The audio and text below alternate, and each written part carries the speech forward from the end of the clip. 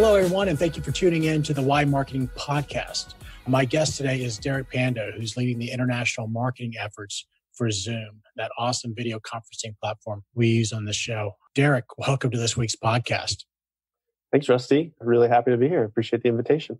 I think I might have shared with you once before, but I discovered Zoom when I was putting together this podcast. I had to find an application that really worked well for our purposes. And I gotta say, it's been a really good tool to use. So I'm sure you hear that a lot. Yeah, we appreciate it. Yeah, it's interesting. Actually, it was about a year or two ago, we noticed this traction in the podcasting community. So we ended up writing a blog post to share tips and stuff because, Zoom wasn't originally made for podcasts, but given the explosion in the podcasting industry and it's worked well for a lot of people, we're happy to see it being used in so many interesting ways. I'm sure I'm not even scratching the surface with everything I can do with it.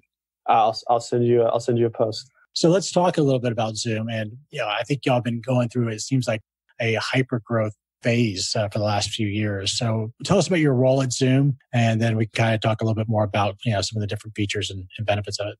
Sure. Yeah. My role is I lead our marketing efforts outside the US. My team is laser focused on how do we grow in markets that are outside of the US, and localization, regionalization, making sure that Zoom is growing as fast as it can. When you're talking about the growth for Zoom, from an international expansion standpoint, how is that going? Yeah, it's going well. I mean, Zoom's interesting from a product perspective in that we have our free product that anyone can sign up for, and that we also have our paid products that people can buy one license with a credit card, and then we can organizations can buy 10,000 products at a time. And so because of that, and because of the nature of the product where you never have a meeting by yourself, in that we do well overseas and in low bandwidth areas, we found that it's been very natural that people have begun to adopt the product because, they're using it because they want to talk to someone in India or in China or Australia. And then those teams are like, what is this? And if it's working well for them, then that just kind of really naturally helps seed our growth all over the world. And so the product is what I give a lot of credit to our ability. And then of course we do a lot of other marketing efforts to support that. What do you think it is that makes companies or individuals even? because there's so many different options out there. Like for my company that what I do on a day-to-day business, we use Skype for business traditionally, but we've run into some issues there with people being able to, that are externally. It works great internally, but externally we've had a lot of problems with people being able to log into it. Same with like a WebEx.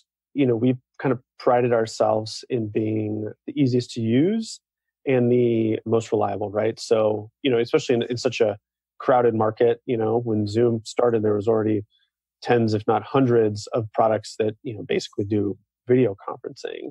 That's really kind of what set us apart. And when I talk with our customers, that's what they say. Everything from simple as your internet gets unstable, we automatically make adjustments so that we still try to maintain as high quality as possible in a sophisticated way.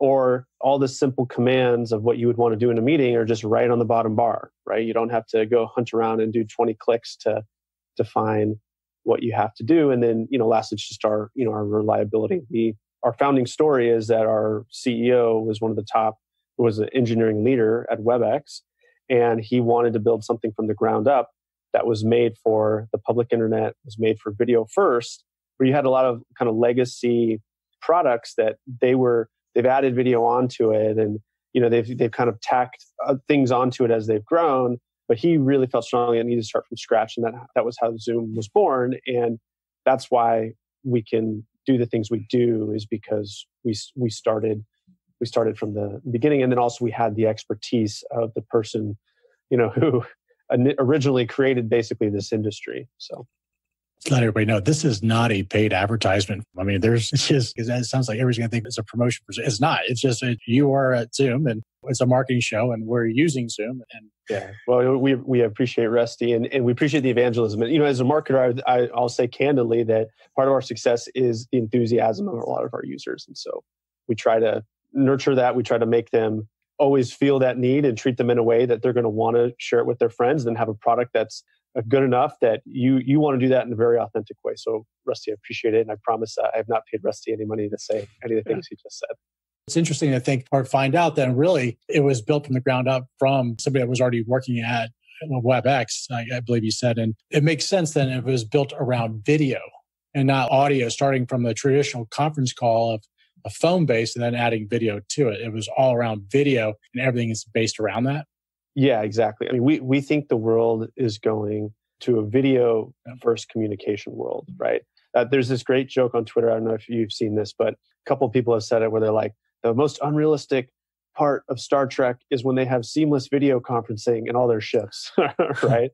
And people laugh. People laugh. It's kind of a funny thing, but the reality is that's kind of that would have been the state of the industry, right? Where of course there was lots of video, but it was so unreliable, it was so difficult to use that it never worked the way you'd want it to work, like in a movie. And so we think the future is much more like Star Trek has predicted, and we're trying to be a part of that.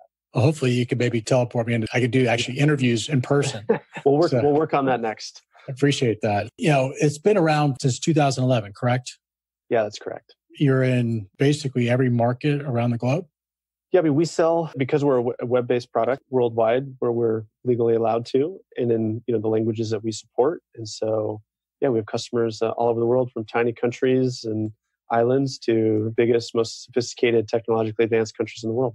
How is it like to have to manage international expansion and marketing during this amazing growth that y'all are experiencing? A little bit. I think it does create some unique challenges. I think one of the biggest challenges in this situation is there's so many good things you could be doing, and you have a lot of things coming at you. People saying, do this, or why don't we do that? Or why don't you use this tool, or like this method of communication with your customers? And so I think the prioritization and the focus to be able to say, yes, I just got 100 emails from people asking me to do 20 different things, and not just think, okay, which of those things I'm going to do versus, well, what should I do that nobody's asking me to do or telling me to do or trying to sell me something to do? It makes it very challenging. And I think a part of that is like, you just can't do everything, and you have to focus on the key markets, the key levers for growth, and not worry so much about small time opportunities, which is hard because, someone reaches out and you're like, oh, that sounds amazing. And at a previous company, like I would have been like so stoked to participate or to invest in something like that. But here it's just not going to move the needle. And so I have to move on to higher ROI, bigger impact activities. So when you look at where Zoom is currently, what are y'all moving toward? Are there new features or benefits that a Zoom can provide? I think what I'd say to that is we continue to try to add more pieces to the communication stack that are valuable for our customers, right?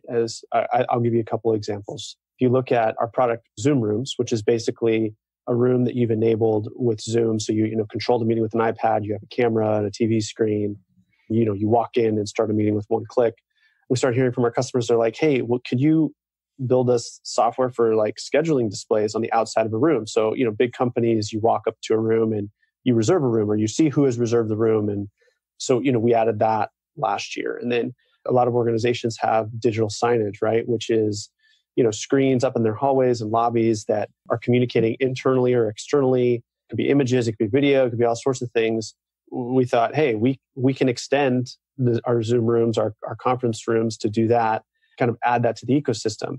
You also saw it with, we announced soft phone, Zoom Voice, a few months ago. So now it's not just video, but the people that still just want to have kind of normal web-based phone to make calls, you can now do that like seamlessly within Zoom. That's what we're trying to do. We're listening to our customers. We're thinking, we're hearing what other areas we think we can be successful in and that they want us to be in, and that would make their lives easier. And then we've continued to expand into those areas. What are some of the different ways you're engaging with your customers to learn from them? Yeah, we do a lot of different things. I think some of our favorites are person events, right? So we had our second annual user conference last year called Zoomtopia. Okay. We had over 1,300 attendees, which a lot of that is us meeting with different customers and hearing from them. I think also, of course, we track anything that comes, any recommendations or issues that come through support.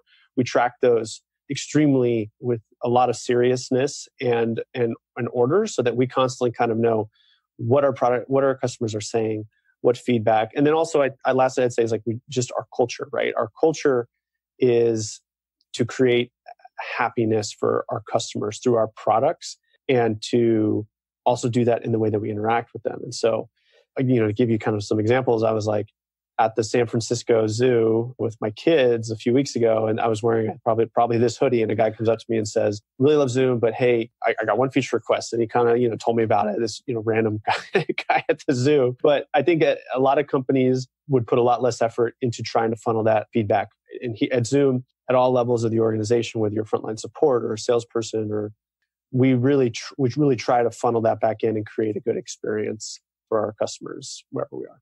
Well, it's key. I mean, right now in today's world, that feedback loop is so important. It's funny you mentioned how you're at the zoo wearing a Zoom hoodie and somebody comes up and gives you like, "Hey, I'd like to get some feedback." I got buddies that are doctors, right? And so anytime they're at it could be church, it could be anywhere, people walk up, they find out they're a doctor, and they all of a sudden start talking to them about their symptoms that they have. So now you're seeing that now in the actual video conferencing, people are coming and say, "I like this feature," but you're actually taking it, you're listening, and then you're seeing it as something that actually fits. That's our goal. And we have a pretty quick pace of innovation, right? We improve the product drastically frequently. And so I think that's also contributed to, the happiness of a lot of our end users. So Zoomtopia, that is your user conference, and you do that on an annualized basis, I assume in the Bay Area? Yes. Yeah. So the past 2 years have been in the Bay Area. Yeah. And it's an annual thing now. We're going to have it again this fall. For us, we do it for a couple of reasons, right? So one is it's a chance to show appreciation to our customers. We throw a good party. We had Macklemore come and say, have a concert, and we put a lot of effort into, showing our appreciation. 2, it's a chance for them to network. 3, it's a chance to educate and train. A lot of conferences, the training elements of a conference cost extra, and they're the day before. But we include that all in the cost of admission. And so the first day was mostly training and education. We had something like 30 breakouts where, we want to help people kind of learn about our product and learn how to use it better and be more successful in the organization, and let a lot of our customers shine in those presentations. So the folks that would be attending within an organization, are they on the IT side? What role are they? Yeah, we get a pretty large spread, right? Because we have everything from kind of the prosumers to IT, but a lot of, especially on that level at our conference, it's geared towards people who are rolling Zoom out broadly, right? Like a director of IT, collaboration, engineer, CIOs are probably our most common titles that you would see. So sign me up. I want to make sure I've got on that list. I want to come out there and check it out. So you're doing all this wonderful stuff with international. What were you doing before Zoom? Yeah, well, so I think to tell that story, I almost need to start back in college. So, in college, I graduated from college in 2009. My last year or two in college, I did a couple internships and had some jobs that were more geared towards, professional work versus just like, waiting tables or doing whatever you need to do to kind of make money in college. And I spent one summer selling pest control door to door, which made a good amount of money, but it was completely brutal. And so I told myself, sales, not for me, right? And then I worked at a little startup in college that I was doing marketing, which I did a little bit of everything because there was only like 20 people. And I enjoyed that. And there was a lot of things I did in marketing that I thought were cool. And so that kind of was my first taste of marketing. It seemed like a fit. The people that I was around enjoyed being around. And then from there, I had another internship. And actually, I graduated without a job. And so I was not quite sure what to do, but I ended up getting a postgraduate internship. And I was like, okay, great. I'll beef up my skills. So I get into this internship, and towards the end of it, my boss says, "Hey, Derek, we really like you, but we have a hiring freeze because of the recession." And so, I was going to say, you're coming out of college at the absolute one of the worst times in history. It wasn't great, Rusty. I wouldn't. I remember standing in line at graduation and talking to the people behind me and in front of me, and be like, "Do you have a job? Do you have a job?" And it was like, "No, no, no." And people were very bitter, and they felt like their dream promises had been snatched from them. It was not an awesome. It was not a great time to graduate from college. But anyways, I did this internship. My boss says, "Hey, listen, we can't hire you, but if you go out and get another offer, we might be able to break the hiring freeze, to convince them that you're a real scarce asset." I was like, okay. So I started searching on Twitter, all over the place, and I bumped in this job posting of an entry-level web analytics position in San Francisco for this company I'd sort of heard of before called Salesforce. And I was working at the web analytics company that Salesforce used. And so I thought, okay, maybe something's there. And then it turned out this guy had posted the job, the hiring manager, used to work at the company I was working for. So connected with him on LinkedIn. He kind of asked some people that I was working with what they thought. Make a long story short, 6 weeks later, I was driving across the Bay Bridge into San Francisco. Didn't know anyone. I had never been to San Francisco in my life to start kind of my entry level job at Salesforce.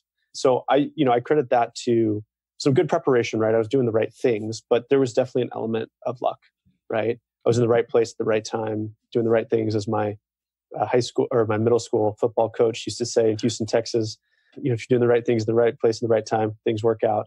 Good things happen. Yeah. And I after seeing the Oilers helmet, I had to drop that in, Rusty. I appreciate that. That started my career. Salesforce, amazing company, amazing marketing organization. But a few years into that, I realized that web analytics, kind of the more data side of things, wasn't for me. I transitioned into product marketing. After doing a little product marketing at Salesforce for a little bit, I thought it was time to go get an MBA. Got my MBA and explored a lot of other roles, but kind of came back to product marketing. Spent my summer half at a venture capital firm, half at LinkedIn doing product marketing for them and one of their B2B business units. And then basically my career post-business school, I spent at LinkedIn doing product marketing, Marcom role on the Sales Navigator product, which is a B2B. If you're a salesperson, many salespeople use it to find people to sell to. Well, and then that brings me to Zoom. So, I've been at LinkedIn for 3 years and I bled for LinkedIn. I loved LinkedIn. I still do. But the reality is it's a big company and I was looking for something that was faster paced, more responsibility, and more of a career accelerator. And I reached out to a friend of mine who is an investor. I'm a partner at Sequoia, which is a well-known Silicon Valley venture capital firm. And he's like, hey, you got to look at Zoom. And my first thought was like, a video conferencing company? Like, what on earth could be interesting about that? Like, for the reasons that a lot of people think that, which is a million of them. They've been around since 1995. And, what could be different? And then I started, to his advice, I started looking at it, peeling back the layers. I started studying up on our CEO. I used the product and I was like, okay, I see something special going on. And that kind of gave me the courage to leave, one of the giants like LinkedIn, which they pay you well and the benefits are amazing. And it's always fun to talk about at a party that you work at LinkedIn. But for me, ultimately, I wanted my career to accelerate. And I thought Zoom was the best place to do that. So here I am. And I've talked to other folks who've gone back and to get their MBA. And it seems like it's a good thing, especially from a marketer's perspective. What was your experience? Yeah, I had an extremely positive experience. I went back to where I did my undergrad to do my MBA, which is Brigham Young University in Utah. And, for me, I went back for a variety of reasons and everyone has their different reasons. But for me, this is what kind of made sense. One is I just believed in getting in as much education as you can. I was surrounded by people with advanced degrees in San Francisco. And I thought, I got to do this to kind of stay relevant. Two, I was ready for a break. I really liked school and I wanted to kind of take a couple years to think about what I was doing, play basketball 3 times a week, travel more, really, really kind of just, before I go really deep into my career, think about what I was doing. And so, when I went back to my MBA, it was very clear to me relatively early on that I wanted to go back into product marketing, go back to Silicon Valley, back into tech. So I used the MBA to kind of broaden other skills. So almost none of my coursework was in marketing because, the level of like tech marketing that I was doing just wasn't going to be super applicable, right? But, I took all my finance and supply chain and globalization and entrepreneurship and negotiation classes, all of which were extremely valuable and I've really enjoyed. I think one thing you always got to consider is the cost, right? My MBA was extremely economical because the tuition is subsidized by the LDS Church. Now, not everybody faces that when they get an MBA. And so for me, I was less worried about how big of a salary jump I was going to get. And there was a jump, but you could maybe argue that my path actually hasn't been that different because I went back to product marketing. Now, I will say that when I went back to LinkedIn as an MBA graduate, as part of their MBA graduate program, it did kind of put me in a different track, one might say, at a big corporation like that, which helped, I think. I think anytime you judge an MBA, you got to look at the whole career. And so far, I'm really glad I did it, where I did it, when I did it. But, whether it's going to make a complete huge difference for me and the difference between me getting a C-level job one day or something, who knows? We'll see. You've got it. You've earned it. It was right for you. And careers are based on what you can do to, either the company you're going to go work for or the one that you're existing working for. And that's how people are making decisions. And you're probably seeing that when you're out there hiring folks internationally for marketing there at Zoom. What can you do for me and how you can bring value back to our organization? Yeah, for sure. I think, education degree is always got to be tied with results and impact. And Yeah. sometimes MBAs get a lot of criticism for that, where they have higher expectations, et cetera. And, I haven't run into too much of that where someone is expecting a lot because they have an MBA. And maybe it's because of a lot of people have MBAs where I'm at. And so it's not, people don't go around bragging that they have an MBA because they're like, yeah, okay, everybody does. You're not that special. Hasn't been anything I'd complain about. Gotcha. So based on your career now and where you are and what you're learning, any advice or anything that you would do differently looking back? Oh, that's a good question. Looking back, I think I'm pretty happy with my choices. I think if I could go way, way back, I maybe would have did my undergrad in something that was a little bit more of a hard skill. My undergrad was in political science.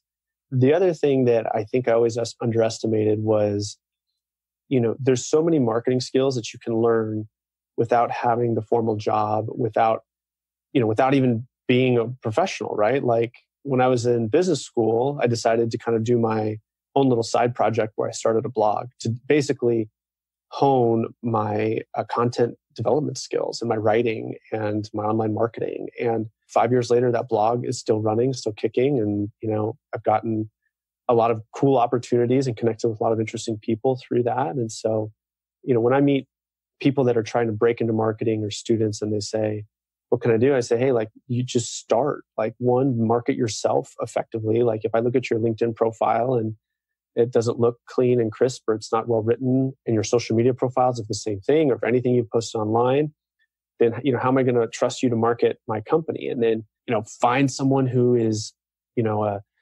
relative or a friend who has a small business and help them with some of their marketing, run some Facebook ads, do some social media, create some content. And all of that experience you can get really quickly and easily and looks great on a resume without having to wait until someone gives you your big break. Because when I've helped hire entry-level marketers, the thing I always come back to is like, we always end up hiring people that like they're very entry level, but they kind of have a head start, right? Like they've prepared themselves in a way where they're going to hit the ground running versus just hiring someone out of school who's only done schoolwork, hasn't done any internships or extracurriculars or anything else or jobs that's an indicator for us that they're going to succeed. So I did a lot of that and I think it worked well for me, but I think I would have done even more. I think I maybe would have left LinkedIn a little sooner. I really loved working there, but I think especially earlier in your career, you need to prioritize opportunities that are going to push you. And I was really happy and comfortable there.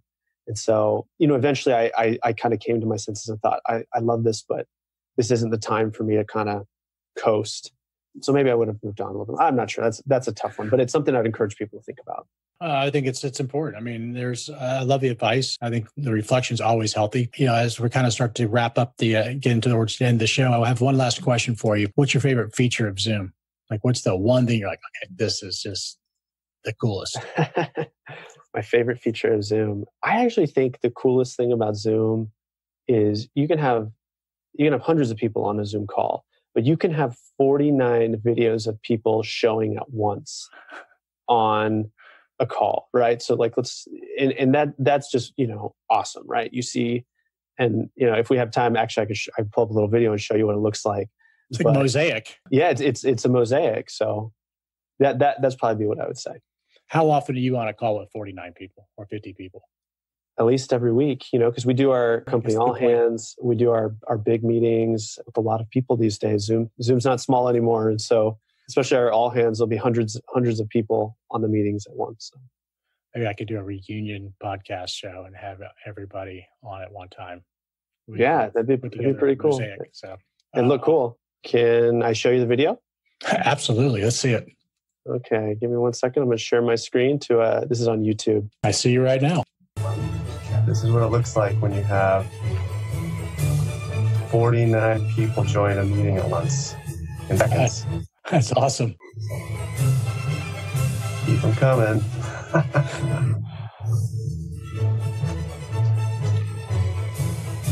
All right. That's great. I thought you might get a kick out of that. That's awesome. I look forward to hopefully maybe having that many people on at one time to be able to do that. I assume when whoever's talking, it highlights the box around them. Yeah, I can do that. Now, in the top right-hand corner, you'd want to click to gallery view. And so that will show everybody at the same time. It says speaker. You can do speaker view where it'll just show the speaker big, or gallery view where it'll show everybody and then have a little green box of whoever's speaking. That's awesome. That was a good way to wrap it up. I appreciate you sharing your story, a little bit about Zoom. Actually, I think a whole lot about Zoom, which is awesome. And seriously, not a paid advertisement or commercial for Zoom, but if you're not using it, you're missing out. So make sure to check it out. But Derek, thank you so much for taking your time to be on the show. Have a great week. Thank you, Rusty. Yeah, you too. All righty. Bye-bye.